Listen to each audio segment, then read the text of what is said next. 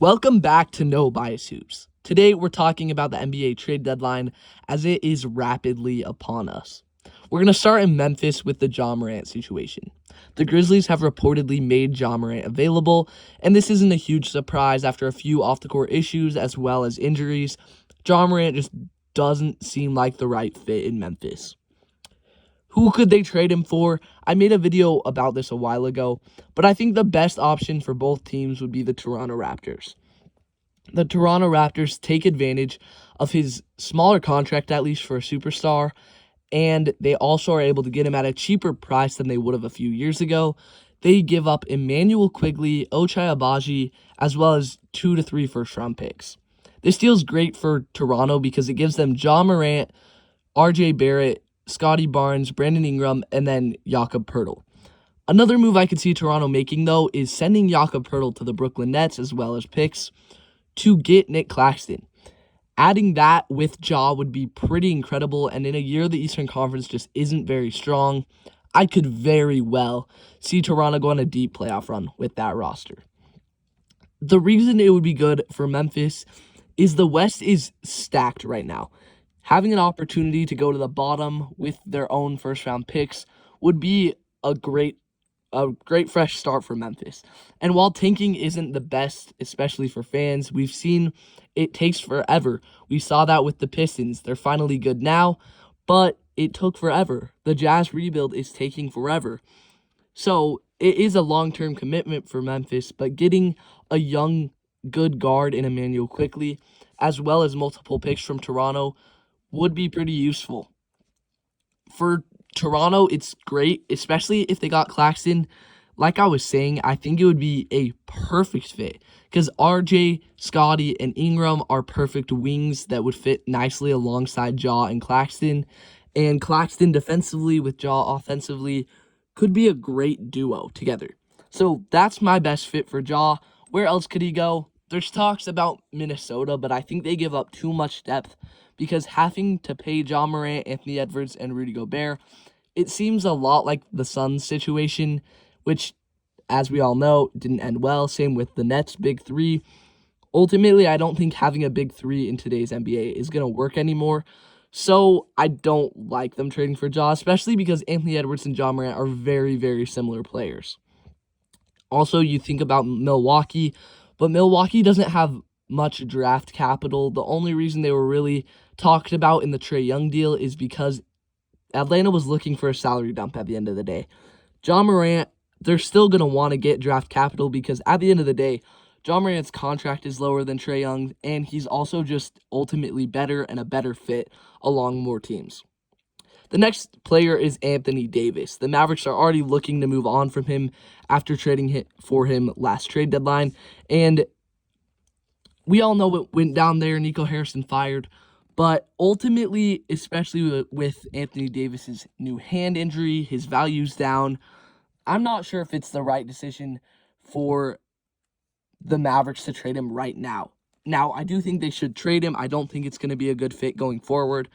But if you trade him right now, you're trading him at his lowest value in a long time. And really, I can't think of that many places that would be good. But my sneaker pick for Anthony Davis is to actually send him to the Wizards. And that might sound crazy, but if you think about it, Trae Young plus Anthony Davis plus guys like Alex Sarr, Bilal Coulibaly could be a really fun team.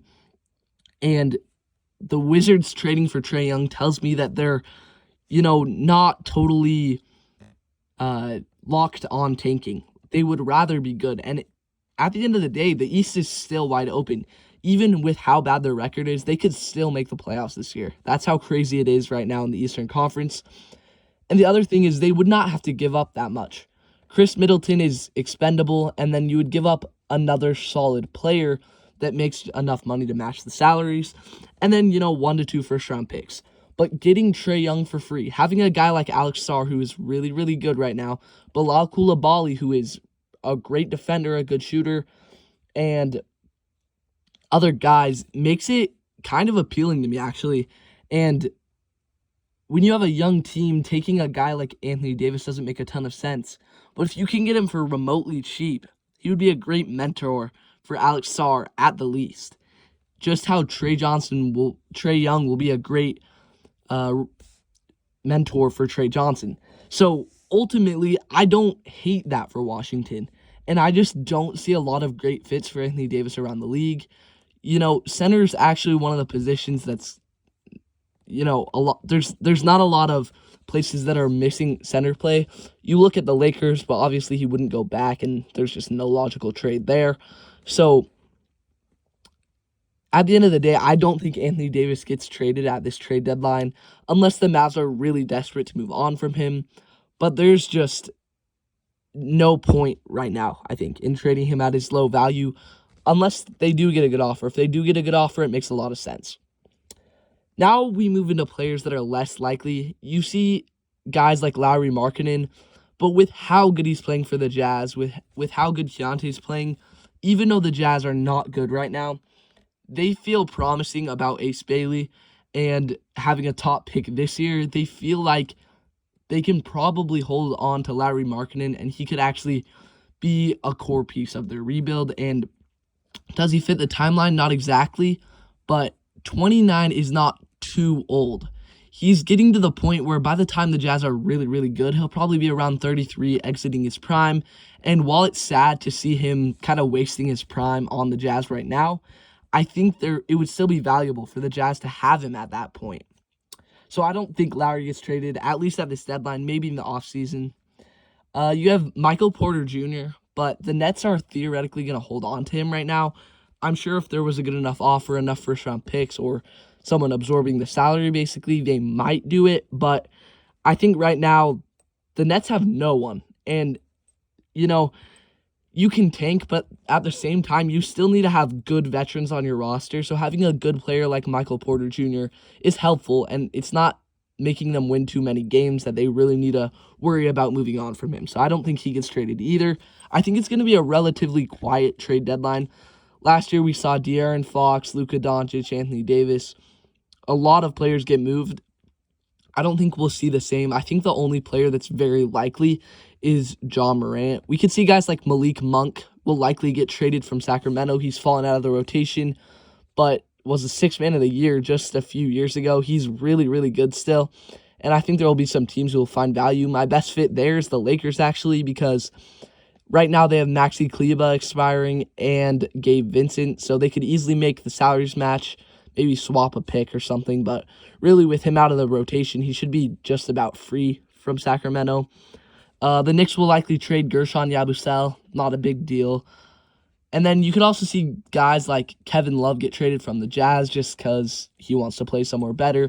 Maybe Nurkic, he's been playing pretty good, and if the team like the Lakers does want more center help, they could get rid of expendable guys like Kleber and Gabe Vincent for him. But then it's a matter of what do the Jazz get from that.